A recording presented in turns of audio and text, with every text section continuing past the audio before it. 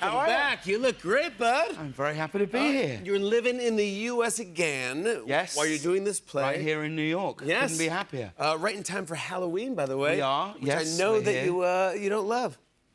Right. You don't love Halloween. Okay. Now, I know you were all very kind to me just then, and I don't want this to be... Yeah, me neither. It's not that I don't like it. It should be a love fest. I know. Well, that feels like an orgy, but I don't... I think I like Halloween for children. Okay. I think it's great for kids. Okay.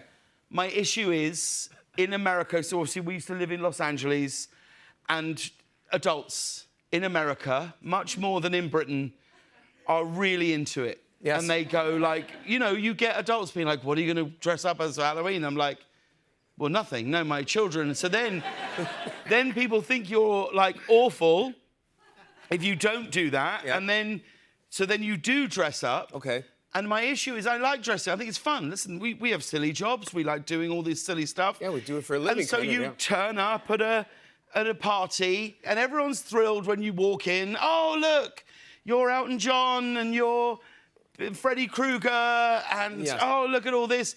But then after that, you end up just being at a party having a normal conversation.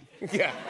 You're talking about, like, oh, you know, you're stood, like, with a finance manager from Chase Bank with, like, an axe in his head, blood dripping down his face, going, going, yeah, no, I think I'm just going to give up the lease and get a new car.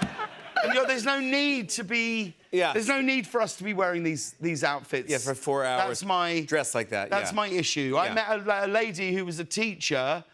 She was a teacher, and she was dressed as Pennywise from the movie It. No.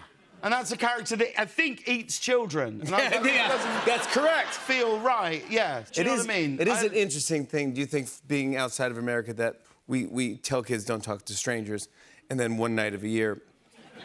Yeah. We have them go into their house and What's eat. he got? Candy? Yeah, go in his house. That'll be fine.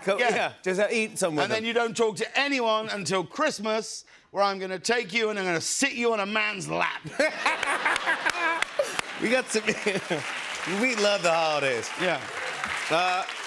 I want to get to the play because you're so good in the play, but I know I see you, you every now and then you show up in New York, or you're here. Here you are at the U.S. Open with Anna Wintour.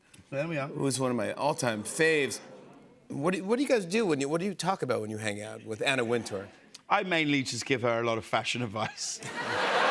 Sure. That's mainly what she comes to me for. Yeah, she comes to you for that, exactly. You said, yeah. No, Anna is, loves going to the theatre. I actually met her when last time I was in New York doing a play, which was at the Music Box as well.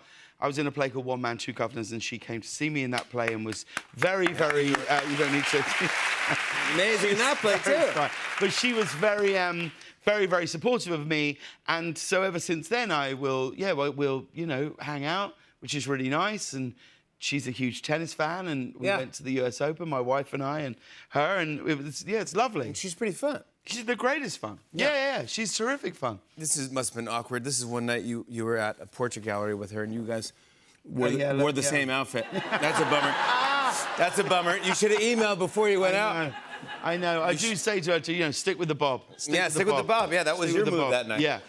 Let's talk about your play, buddy. It's called Art, and here it is over at the Music Box. Man, oh man, oh man, did I love this. You're so kind. I was so touched. We all were. Me and Bobby and Neil were so touched that you Neil Patrick came Harris to see the is show. Unbelievable. Bobby Cannavale, unbelievable. James Corden, unbelievable. It is about 90 minutes long. That's the best thing about it. No intermission. No intermission. You you want to see a funny play for 90 minutes and just laugh and then cry. It's a really... I think I cried. You made me cry. Oh, man. You were amazing. He was unbelievable. Of course, only you could do that, because I look at you and I know that you're going to make me laugh. And then it's like you let your guard down. And that's when you go, whoosh, and you go, oh, and you got me. You're so good, man. Honestly, the audience loves you. Do you know how much the audience loves you? I don't... They love you, it's buddy. Really, they really love good. You. You're very... You could have done, and you walked out and everyone's like, here we go. And you did like a 5-minute monologue, and it was unbelievable. Up, down, jumping, up and down, laying, standing, doing 4 characters at once.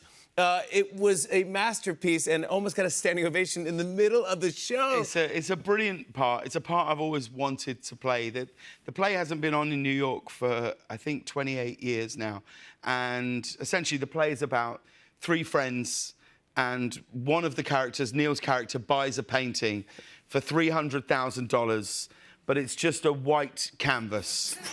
That's all it is. And so the purchase of this painting, essentially in one night, throws their whole friendship, a 25-year friendship, off course. Yeah. And Like, you think this is art? yeah, and You paid how much money for this? And then the other friend's like, I don't think it's that bad. yeah. Like, wait, what? And they- I'm sort of Switzerland in the middle, just Yeah. trying to keep their friendship together. And Oh my gosh, it is so funny and it moves and you just don't want it to end. It's great. Here's some of the reviews you've been getting, by the way.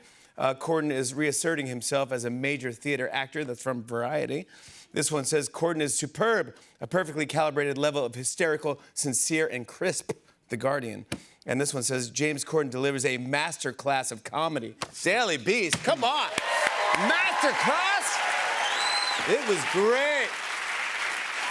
Tonight, I tell you, this is, you are, and have always been, since, I don't think people know this ever, but since when I came to America to do, and this tonight just reminds me of this so much, that when I knew I got the job to host the Late Late Show, I came to New York to do something, and we randomly bumped into each other, and Jimmy said to me, anything you need, any advice you need, this is a really interesting job where you're going to host a show every night, and you were talking a lot about the relationship with the audience, and from that moment to this moment now, you have been nothing but amazingly kind to me all the time. And the fact that you came to the play and you're talking about it like that is a thrill for me. And I mean every word. It's my daughter's birthday today. It's my daughter Carrie's birthday. She came to the show. He walks into the dressing room with a cake that says, Happy birthday, Carrie. He's singing happy birthday to her.